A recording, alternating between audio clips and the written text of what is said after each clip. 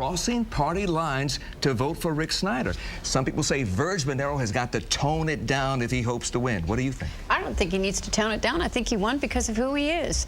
I think that Virg understands, you know, Nolan's sitting there saying that's wishful thinking on his part when he says Democrats don't like him. I think Virg Bernero understands what a lot of people are feeling out there. I think he understands the anger. I think he feels that anger, and I think he's connecting with people that won't think status quo is not okay. We've had enough of people being silent and calm during Michigan's downfall. Somebody's got to stand up and say, I'm mad as hell and I'm not going to take it anymore. You've got to stand up. We've lost too many jobs. You've got to be mad. You've got to be angry. He kind of represents a kind of almost like a Democratic Tea Party type. I mean, these Tea Party types on the Republican side are pretty angry people. Have you heard them lately? They're pretty mad. But on the Democratic side, there's all these union people. These union people, they lost their jobs. There's no legacy costs anymore. These people, jobs are going away out of the country. I think Bernero is representing that crowd, the angry Democratic Tea Party types. Well, then why did so many Democrats decide they couldn't take either one of their candidates and voted for Rick Snyder? Once you vote for a candidate, they'll probably come back and vote for Rick Snyder. No, let me tell you what. This is what many Democrats told me.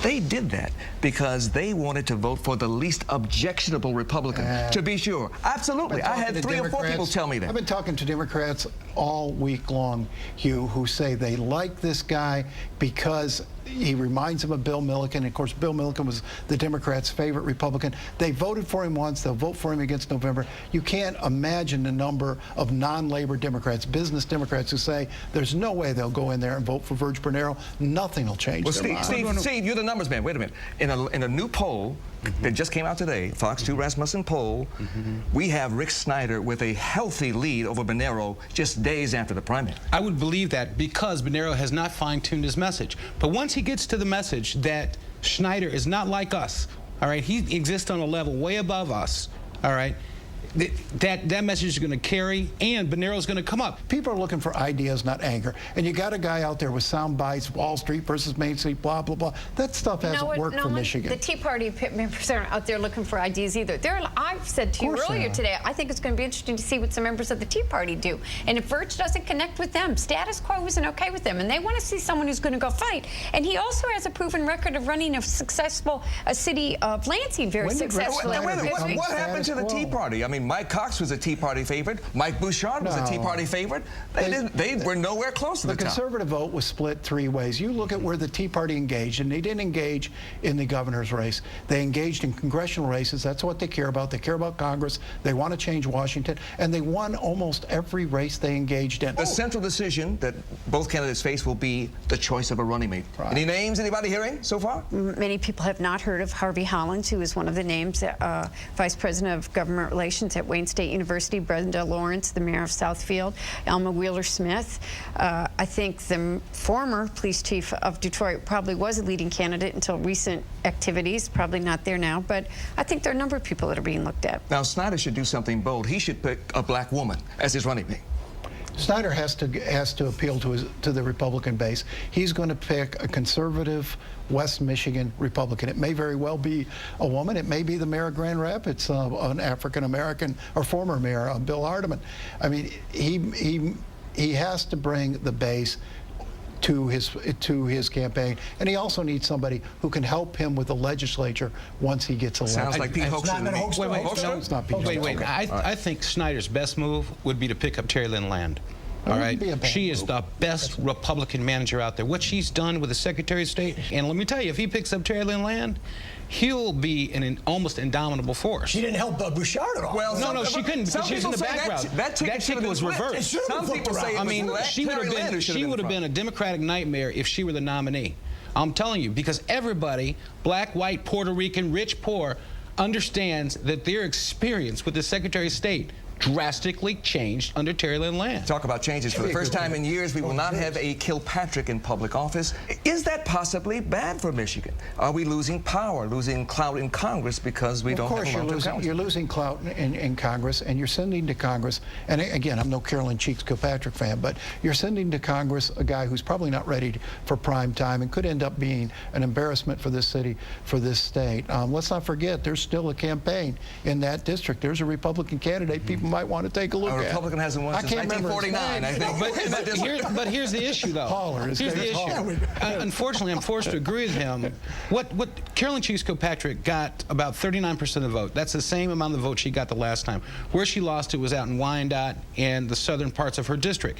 Now, if voter apathy continues to take hold at the rate it has on that east side of Detroit, let me tell you, if the points come out and everybody else comes out and that east side doesn't come out, Hanson Clark could have a race. I don't think he'll get beat, but I think it'll be a much closer race than we've ever seen before unless something is done about that voter apathy. I also agree with Mr. Finley about his activities in the halls of Congress.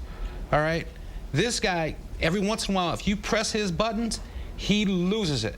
And if he loses it up there in the halls of Congress, we'll be embarrassed to no end. Yes, we have lost a member of the House Appropriations Committee. All right? That's hard to get. And then there's Charles Pugh, a former Fox 2 anchor, now president of the Detroit City Council, who throws a birthday party for himself, but you can't come in unless you have a $500 check. What's wrong with that? That's the way all politicians do it. No, not all politicians do it that way. And I want to say that I think, I've said this 1,000 times over the last few years, it is time to get an ethics law both in the city of Detroit and in this state. We need transparency. I can't see. He's got to get more sensitive about what appearances are, and he's got to be transparent about who the donors were at that breakfast. It's not illegal. It's not illegal. Wait a minute, no, it's not illegal. And if he's raising money, so he can do his travel without the government dime, that's fine with me. But what is not fine with me is when Reverend Winans was sitting right where she is complaining about the whole strip club ordinance. All right, I would have thought Charles Pugh would have had a little bit more sense than to hit up the strip bars. All right, he hit up the Crazy Horse for a donation to this party. You go where the money is, man. All right, well, wait a minute. But see, that is still a hot button issue in the city. You don't sit there and fight it out, have all those people down in front of you, and then openly hit up these people. He keeps doing knuckleheaded things, and he's got to mature. If he wants to be council president, if he wants to lead this council, he has got to use better sense. One of the first things he did when he came into office was hire his stepmother.